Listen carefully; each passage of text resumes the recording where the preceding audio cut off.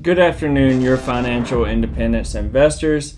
Today, I got a video. I just wanted to speak my mind on a topic. This is one of Jeremy LaFay's Financial Education 3.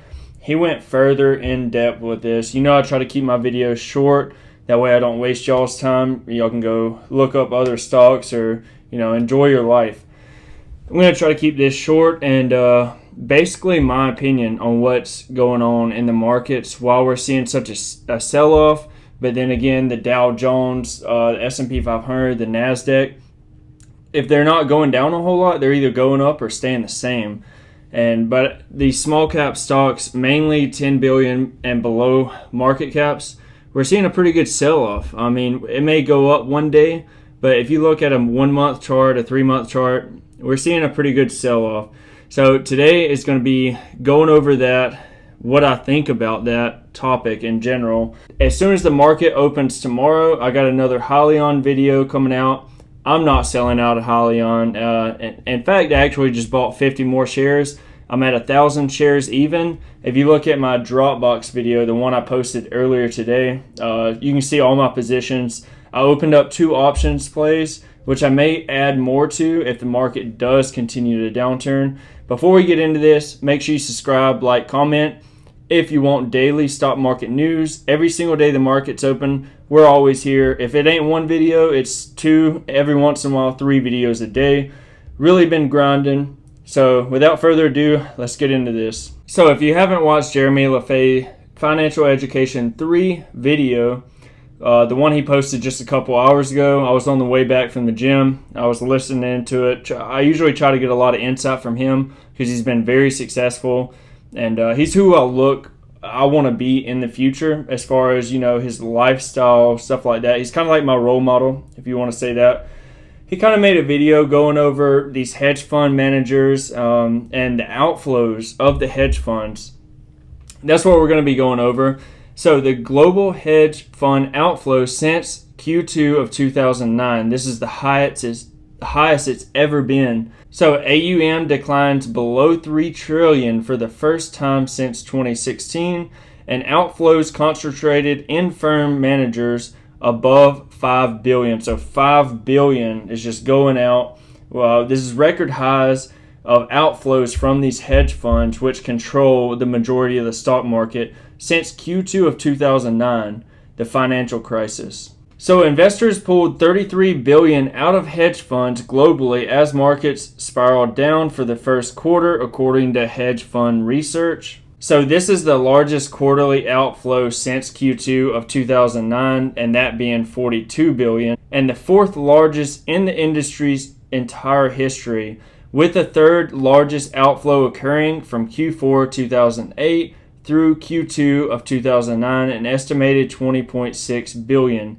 We're already at 33 billion.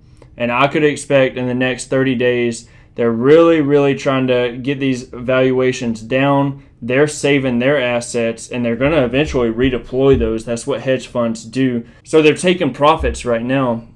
They're eventually going to put it back into these smaller growth cap stocks. So firm managers between 1 and 5 billion experience outflows of 11 billion, while investors redeemed 1.6 billion from the firms managing less than 1 billion. So investors reacted to the unprecedented surge in volatility and uncertainty driven by the global coronavirus pandemic, with a historic collapse in investor risk tolerance and the largest capital redemption from the hedge fund industry since post-financial crisis 2009. So dislocations created by the indiscriminate selling from traditional asset managements have created significant opportunities for specialized long and short funds, which are likely to benefit both forward-looking funds and institutional investors in the coming quarters.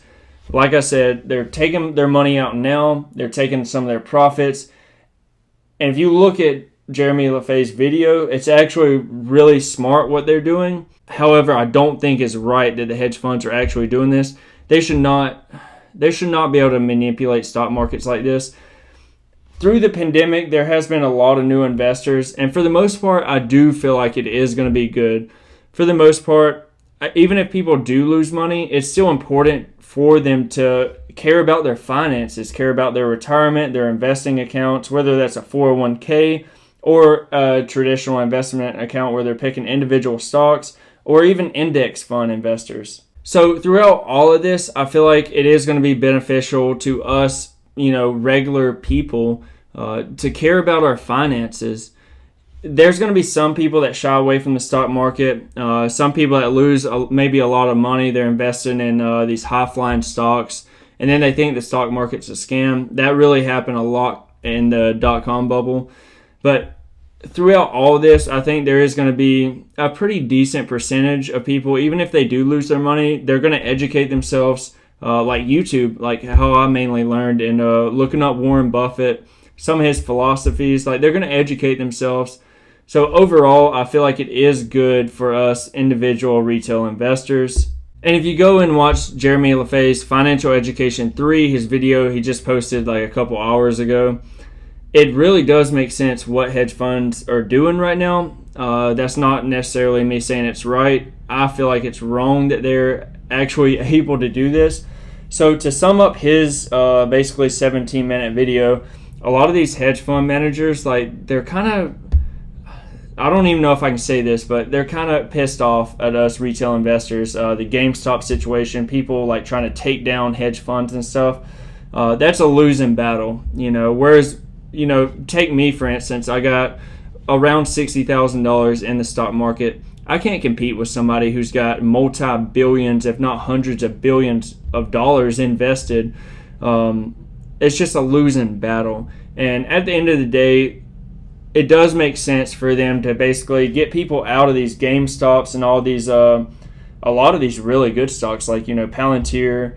I don't really think Tattooed Chef has hit their like watch list really, but a lot of these smaller market caps, they're wanting to get people, us retail investors, out. And that's why maybe this Dogecoin, Ethereum, Bitcoin, that may be a small reason why. I'm not saying all of these gains are attributed to this, but the more recent gains, people getting out of the stock market, going to cryptocurrencies. And it would be nothing for these firms to hire a bunch of people and kind of hype up the cryptos, especially, Dogecoin, a lot of those smaller market cap coins to where normal people can put all their money in there. And the whole mentality, like, people feel like the stock market, I feel like in my shop and stuff like that, the people I work with, they're not focused on the long term right now. They're thinking about doubling, tripling, quadrupling up their money in the short term, given like a week to a month or so. They're not going in reading 10Ks, reading 10Qs, looking at the balance sheet, the income statements, the fundamentals of the business. They don't care about any of that. They're wanting to double, triple. They're wanting to make a lot of money real fast. And I think that's very unfortunate. I'll be honest with y'all, I've only been investing for about 2 years now, so I'm not the smartest guy. I do this YouTube channel just for fun. I honestly love it. I love all of my subscribers, people that comment down below. I think it's really interesting, and it helps me do more of my due diligence on stocks, because I'm sitting here, I'm not a financial advisor, but I am sitting here saying like, oh, I'm buying this stock. I love this stock for this reason. So I want to do more due diligence to make sure everything is squared away with that stock, and I understand it at a very high level. So to sum up this whole video, I just want to put this out here. I just don't want people to shy away from these smaller market cap stocks. Obviously, you do what you want to. I'm slowly buying the dip. I'm not going to shy away from that. I follow Warren Buffett's philosophies very strongly. That's who I got most of my education from, just researching him. So I mean, he's done very excellent. I think if you go past when he started investing to now, he's averaged about a 17% annual return, which is really phenomenal, given the S&P 500 is about 8%. So he's doubled what index funds have done, which once you get to that amount of dollars, he can't go and buy these smaller market cap stocks, because it would be 0.1% of his portfolio. So even if it did 10x, it would be a very small amount that he owns of that. So he's got to invest in larger market caps. which when you get to that level, it's harder to get a higher, annual return. So with this, your financial independence investors, I hope this kind of opened your eyes to the subject. And as I said, I'm not selling. In fact, I'm buying more. And I hope that they continue to do this, because I'm going to continue to buy more. My bank account right now, I've been expecting this, as I made a video about 2 weeks ago. I've been expecting this for about 2 months, because the stock market just doesn't always go up. And when people get greedy, that's when I get fearful, as Warren Buffett, it's one of his quotes. So I'm in the market for buying right now. I'm not going to shy away from the individual stocks that I do pick. I keep up with the news. Nothing fundamentally has happened with the companies. Like, look at Tattooed Chef. They just bought this distributive company for $35 million, and now they're up in the next 2 to 3 years, they're going to be getting $200-300 million out of this company that they just bought, and their entire business. So right now, I'm buying. I'm not selling anything. I'm starting to play around with options, long-term 2023 options. So and it's a very small percentage of my portfolio, and it's very low risk. I didn't put it that much out of the money, so it's very small risk in my part. I put about $1,000 into each option, one in Palantir, one in Tattooed Chef. So with this, I hope y'all have a great day.